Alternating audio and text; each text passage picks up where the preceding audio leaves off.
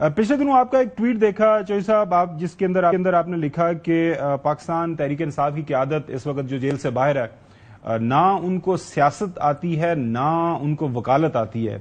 कहाँ पे ये जो जेल से बाहर क़यादत है पीटीआई की, वो एक गलती कर रही है जिसकी वजह से जो इनके मकासद है उनको हासिल नहीं हो रहे? लेकिन जी सबसे पहली बात तो ये है कि मकसद है क्या।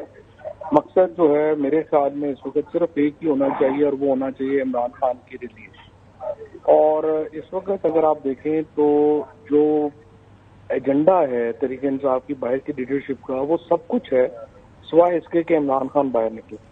वो पार्लियामेंट में भी जो है वो तरमीम में भी जाते हैं, वो सेनेट के इलेक्शनों में भी उनकी दिलचस्पी बेच रहा है, फिर वो जो है वो आगे इलेक्शनों में भी जाना चाहते हैं। सिर्फ अगर एक ही काम वो नहीं चाहते जिसके ऊपर कोई तवज्जो नहीं है, वो इमरान खान की रिलीज है।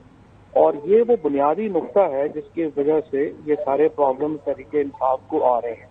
अब प्रॉब्लम ये है कि देखें, अब आप हर रोज एक कह देते हैं एहतजाज हो, एहतजाज के अलावा जो 7 काम है, यानी आपने वर्कर्स को महफूज करना है, आपने वो जो खौफ क्रिएट है वो खत्म करना है, आपने जो लॉबी करनी थी इंटरनेशनली, जो आपने एक मुकामी सतह के ऊपर जो प्रेशर बनाना था, जो अलायंस बनाने थे, कोई भी काम जो है वो नहीं हो सका।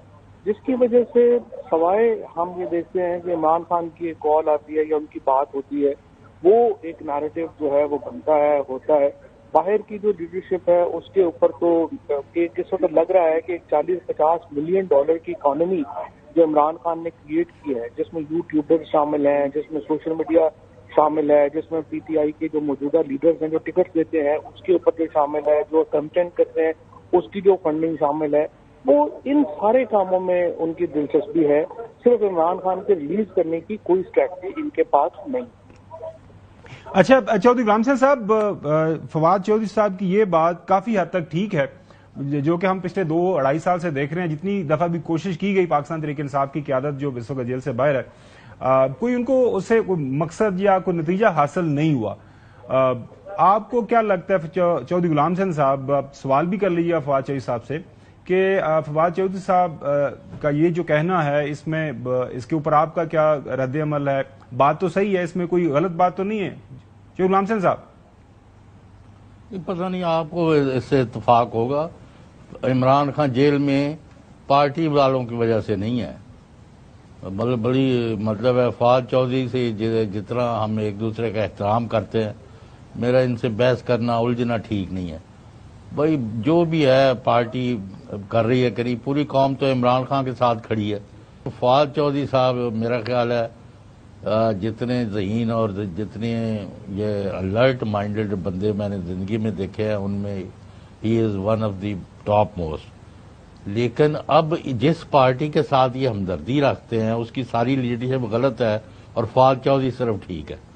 तो ये जरा अपनी रिविजिट करें पॉलिसी। जी फवाद साहब, पहली बात तो ये है कि चौधरी साहब की बात तो सही है कि खान साहब जो है वो पीटीआई की वजह से तो अंदर नहीं है ना, वो तो अपने जो हमारे सियासी मुखालिफ हैं जो हुकूमत में है उनकी वजह से अंदर है, उसमें तो कोई दो राय नहीं है।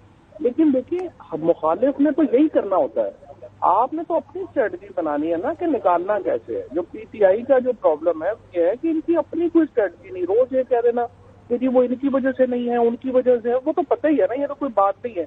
और फिर चौधरी साहब ये कह रहे हैं कि जी जब होना होगा वो वक्त आएगा तो फिर मुआवजा हो जाएगा तो हो जाएगा, तो फिर तो मुआवजे पे बैठ गए, फिर सारी पार्टी घर बैठ गए, फिर स्ट्रेटजी की क्या जरूरत है? फिर दुआ करे कि अल्लाह का कोई मुआवजा करेगा आ जाएंगे, फिर तो देखिए किसी को कुछ करने की जरूरत नहीं है। और एक्चुअली पीटीआई की इस वक्त जो लीडरशिप है उसकी कोई कुर्बानी नहीं है। मैं हैरान हूँ चौधरी साहब के ऊपर जो बातें करते हैं।